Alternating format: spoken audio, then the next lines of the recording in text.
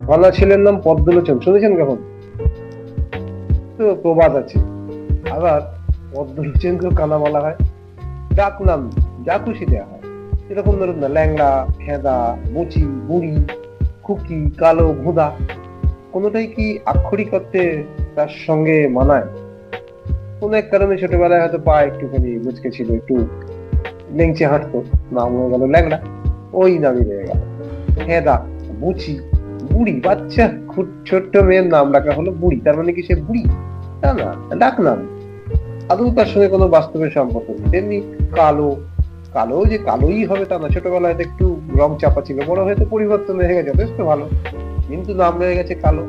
ভোঁদা, এখন সে বিশাল মানে এস্টাবলিশড, বিদেশে থাকে, দারুণ নাম করেছে, পড়াশোনায় অসাধারণ, কিন্তু নাম রয়ে গেছে ভোঁদা। ভোঁদা মানে তো সে ভোঁদাই নয়।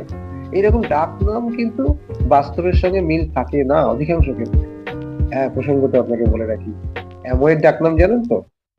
কস্টলি। বেশ কয়েকজনকে বলতে শুনবেন, আপনার পরিচিত অপরিচিত, অ্যামওয়ে খুব ভালো, এই যেরকম ভোঁদা দারুণ ভালো ছেলে, কিন্তু ডাক নাম ভোঁদা।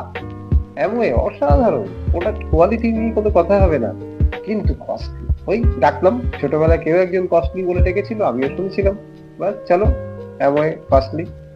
প্রকৃত ভোঁদা কেমন জানতে গেলে ভোঁদার সঙ্গে যোগাযোগ করতে হবে, ভোঁদার পরিবারের সঙ্গে খবর রাখতে হবে। আসুন, অ্যামওয়ে যদি সত্যি জানতে চান, আপনার নিজের কাজে লাগাতে চান, আপনার পরিচিত মানুষদের উপকার করতে চান, ভালো রাখতে চান, সুস্থ রাখতে চান, তাহলে অ্যামওয়ে প্রোডাক্ট ইউজ করেন সিরিয়াসলি। অ্যামওয়ে বিজনেসটার মধ্যে জড়িত এবিও, অ্যামওয়ে বিজনেস ওনার সিনথিয়ার, তার সাথে যোগাযোগ করুন, জানতে থাকুন, ভাবতেও থাকুন, তবেই সঠিক সিদ্ধান্ত নিতে পারবেন এটা আপনার জন্য কাজ করে কিনা।